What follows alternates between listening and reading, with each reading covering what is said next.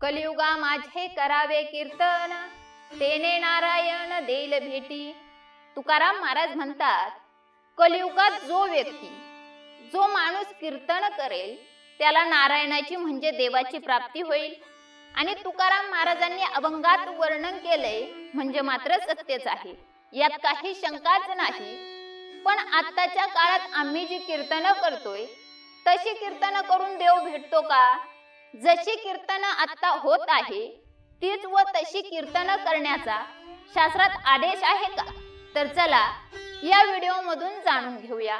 रामकृष्ण हरी, मी हरिभक्त परायण काजलताई कोतवाल। या व्हिडिओ मध्ये कीर्तनाविषयी माहिती तुम्हाला मिळणार आहे, त्यामुळे व्हिडिओ शेवटपर्यंत पहा। आपल्या संपूर्ण भारतातच नाही तर संपूर्ण जगात कीर्तन हे खूप प्राचीन आहे। अनेक शास्त्रांमध्ये कीर्तनाविषयी उल्लेख येतो। भारतवर्षात असे म्हटले जाते की नारद मुनी हे ब्रह्मदेवाचे पुत्र आहे, ज्यांनी ही परंपरा सुरू केली। म्हणून अनेक कीर्तनकार ज्या ठिकाणी उभे राहतात त्या ठिकाणाला नारदाची गादी असे म्हणतात। हे झालं खूप जुनं। पण आत्ताचं बोलायचं झालं तर आमच्या नामदेवरायांनी पहिलं कीर्तन करायला सुरुवात केली। स्वतः भगवान परमात्मा येऊन नाचत कीर्तनाचा आनंद घेत असे असं मी म्हणत नाही, तर त्याचं वर्णन संत जनाबाई एका अभंगात करतात। नामदेव कीर्तन करी पुढे देव नाचे पांडुरंग, जनी म्हणे ज्ञान देवा बोला अभंग। आणि हीच परंपरा पुढे अनेक संतांनी चालवली। कीर्तनाच्या भाषेत, शैलीत, सादरीकरणात अनेक बदल होत गेले, परंतु आमच्या तुकाराम महाराजांनी, एकनाथ महाराजांनी, या संतांनी जशी कीर्तन केली तशी कीर्तन मात्र आज होऊ शकत नाही। सध्याच्या काळात अतिशय सुंदर कीर्तन करणारे कीर्तनकार, समाज प्रबोधनकार आपल्या आजूबाजूला आहेत। सगळेच कीर्तनकार आपापल्या पद्धतीने आपापली कला सादर करत आहे आणि खूप चांगल्या प्रकारे समाजाला मार्गदर्शनही करत आहे।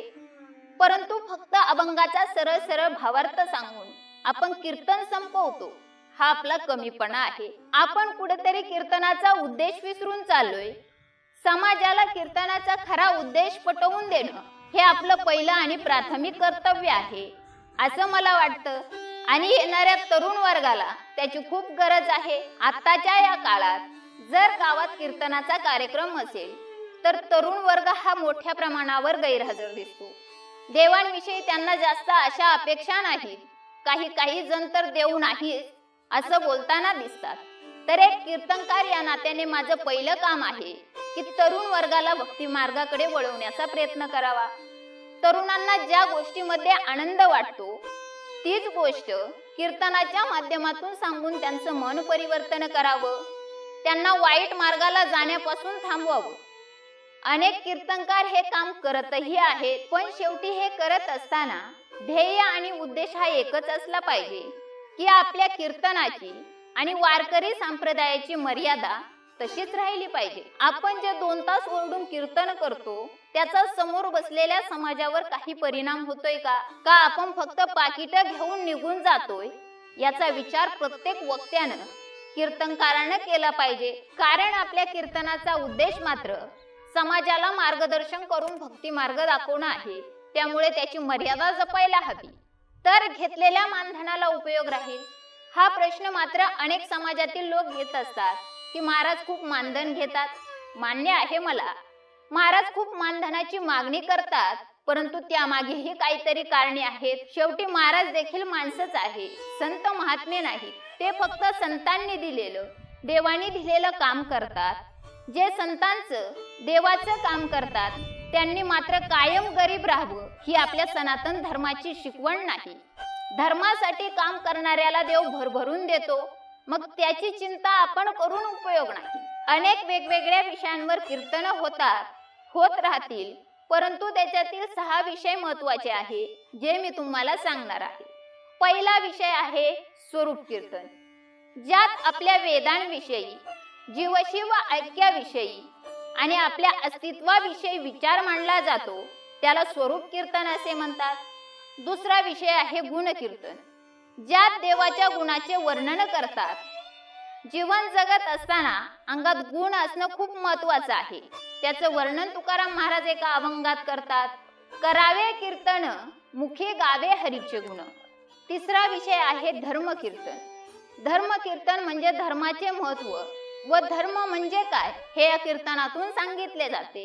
म्हणून माऊली म्हणतात, किंबहुना तुमचे केले धर्म कीर्तन हे सिद्धी नेले, तेथे माझे जी उरले पायिकपण. चौथा विषय आहे लीला कीर्तन.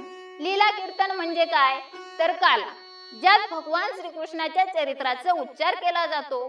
म्हणून तुकाराम महाराज म्हणतात, गायी नते लीला चरित्र पवाडे, राखिले सवंगड्या सहित गायी. पाचवा विषय आहे नामसंकीर्तन, ज्यात नामस्मरणाचे महत्व समाजाला पटवून दिले जाते. म्हणून ज्ञानोबाराय म्हणतात, नामसंकीर्तन साधन पै सोपे, जळतील पापे जन्मांतरीचे. सहावा विषय आहे संत कीर्तन. संत कीर्तन म्हणजे काय तर ज्यातून संतांचा महिमा आणि संतांनी केलेलं मार्गदर्शन समाजाला पटवून देणं म्हणजे संत कीर्तन. हे झाले कीर्तनासाठीचे काही महत्वाचे विषय. या व्हिडिओमधून जे मला कीर्तनाविषयी योग्य वाटलं ते सांगण्याचा मी प्रयत्न केला. मग आता जी कीर्तन होत आहे त्याचा काही फायदा होतोय का हे आपलं आपण ठरवा. मग कीर्तनकार कसा हवा हे पुढच्या व्हिडिओमध्ये मी तुम्हाला सांगणार आहे. त्यामुळे चॅनलला सबस्क्राईब करा. रामकृष्ण हरी.